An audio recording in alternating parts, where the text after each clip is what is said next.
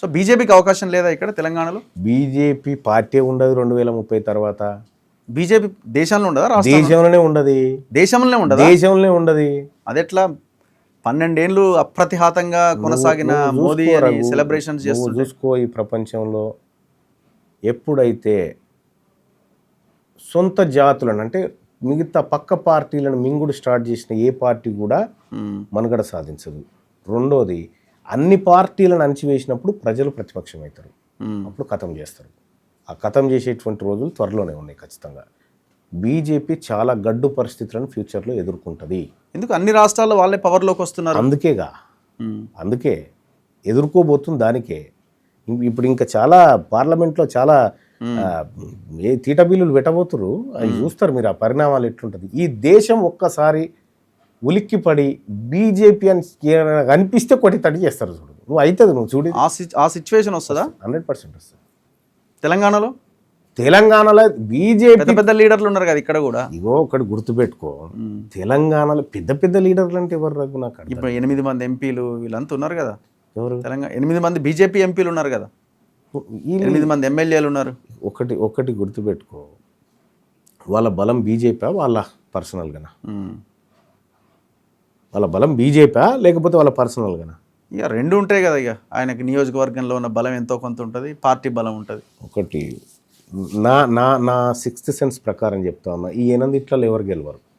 8 గెలవరా? 8 గెలవరు. ఈ 8 ఎవరు గెలవరు నా అంచనా ప్రకారం. ఇంకా వాళ్ళు నాకు తెలిసి అయితే అందులో సగం మంది ఉండరు. బీసీ మూమెంట్లోకి వస్తారు అందులో సగం మంది. ఓకే. ఇంకా అందులో ఎవడు ఉండకపోవచ్చు నాకు తెలిసిన కాడికి. బీజేపీకి ఈ దేశంలో చేయాల్సినంత పీక్ లెవెల్కి చేసేసింది ఏమేమి చేయాలన్నది. ఓకే. సో కాబట్టి అది ఫ్యూచర్లో ఉండదు. ఇప్పుడు 119 నియోజకవర్గాలు 175 గల్ల గురి దొంగతనం చేస్తారా? రాముని అడ్డం పెట్టుకొని రాముని వ్యాపారంగా చేస్తారా? ఇదా ఊరూరికి చందాలేసి పంపించిరా జనాలు? గల్లగురుగులు ఎత్తుకపోతారా? దొంగతనం చేస్తారా గల్లపేటలు? రామభక్తులు ఎటుపోయారు ఇప్పుడు? మళ్ళీ సీసీ కెమెరాలు ఆఫ్ చేసి సాక్స్లలో పెట్టుకొని.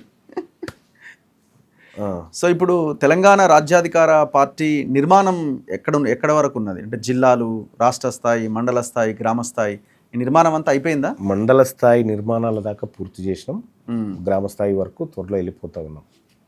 ఓకే.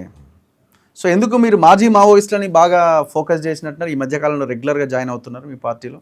వాళ్ళకున్న కమిట్మెంట్. ఓకే. వాళ్ళకున్న కమిట్మెంట్ ప్లస్ వాళ్ళ ద్వారా మంచి చేయించవచ్చు అనేటువంటి ఒక ఆలోచన.